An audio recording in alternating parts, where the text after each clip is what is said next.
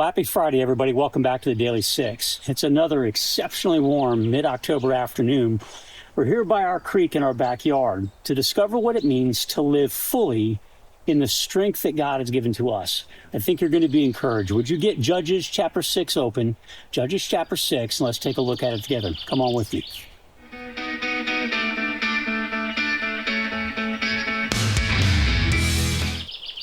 So do you remember reading yesterday in Judges chapter 6, verse 12, that the angel of the Lord appeared to Gideon, and he said to him, "The Lord is with you, mighty warrior." And in verse 14, that the Lord said to him, "Go in the strength that you have and save Israel out of Midian's hand. Am I not sending you?" And Gideon was a farmer, just an ordinary guy trying to survive, as the Israelites were suffering tremendous oppression from the Midianite people, and God is going to deliver them. It's this cycle we've been reading about the last couple of days here on the Daily Six. How the people of Israel kept forgetting their God. New generations would forget the Lord, and they would worship other gods. They would get caught up in the worldly systems around them. And so God had to pull back his hand of protection, and they would then be oppressed by neighboring enemies. And then in that oppression, they would cry out to God. And God, every single time they cried to him, God would be moved with compassion, and he'd raise up a deliverer. And that's what he's done with Gideon. He's picked this young farmer, this ordinary dude who was very small in his own eyes, and said, "I'm going to use you, I will be with you, and I will deliver the Israelites out of Midian." And how God did it is in chapter 7, and it's an amazing story. Let's pick it up in verse 1 of chapter 7. That early in the morning, Zerubbabel, that's just another name for Gideon, and all his men, well, they camped at the spring of Harod. The camp of Midian was to the north of them in the valley near the hill of Morah. And then look at this, verse 2. The Lord said to Gideon, "You have too many men for me to deliver Midian into their hands, in order that Israel may not boast against me of her own strength, that her own strength has saved her." So here's what's happening. Gideon has gone out, finally moving in a spirit of faith. He's gone out and believes God could use him. And so he rounded up all the Israelite men who were willing to fight against Midian. And we're going to discover here, it was more than 30,000 men. Oh, more than 30,000 Israelite warriors had come together to fight with Gideon against the Midianites. And God says, way too many.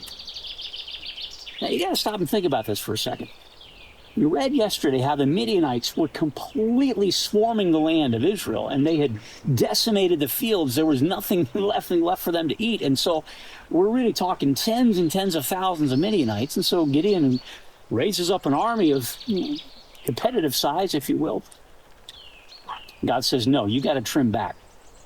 So here's what the Lord does. He says in verse 3, "Announce to the people that anyone who trembles with fear, they can turn back, they can leave Mount Gilead."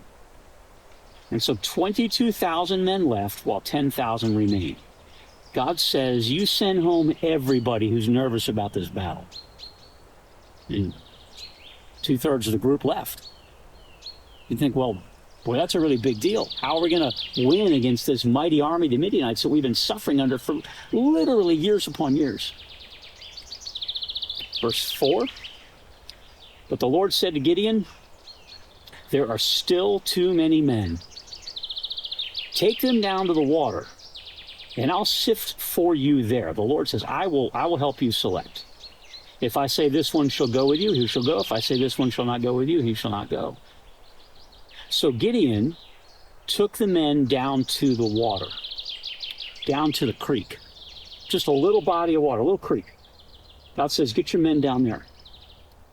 In verse 5, the Lord told him, "Separate those who lap the water with their tongues like a dog from those who kneel down to drink." And 300 men lapped with their hands to their mouths. The rest got down on their knees to drink. So kind of visualize this, and it's a little too steep for me to get down here and do this, but most of the men just kind of got down on hands and knees, and their faces buried in the water. They're drinking. It's a desert. It's hot. It's dry. They're really thirsty. But there are 300 men who remained crouched, and they would scoop up the water with their hands and they're staying in a vigilant mindset. Only 300 guys drank water this way. Well, verse 7, the Lord said to Gideon, "With the 300 men that lapped, with their hands, with these 300 men, I will save you, and I will give the Midianites into your hands. Let all the other men go, each to his own place. And so Gideon, by faith, Gideon sent the rest of the Israelites to their tents, but he kept 300 who took over the provisions and trumpets for the others. Now, I want you to pause here. You're going to give God 6 more minutes when this video ends, and I want to ask you, would you read the rest of chapter 7 and see what happens? It makes absolutely no military sense whatsoever to be facing a mighty army and for God to whittle down your team to only 300 men. But God said, this is exactly what I need to win. Purposely small, purposely tiny in comparison, so God can do what God does. Here's what I want to ask you to do. I'm going to leave you in suspense. Would you get your own Bible open? In the next 6 minutes, would you read the remainder of Judges chapter 7 and see exactly how God used 300 men to rout an army of tens of thousands? You've got 6 more minutes, and as you do that, contemplate and pray about your own life. Is there something in my life, my efforts, that are too large, and God needs to use the smallest possible corner of my life for him to display his power? Give him 6 more minutes. Come on back on Monday, right here on the Daily 6. We're going to have a lot of fun. We'll see you then.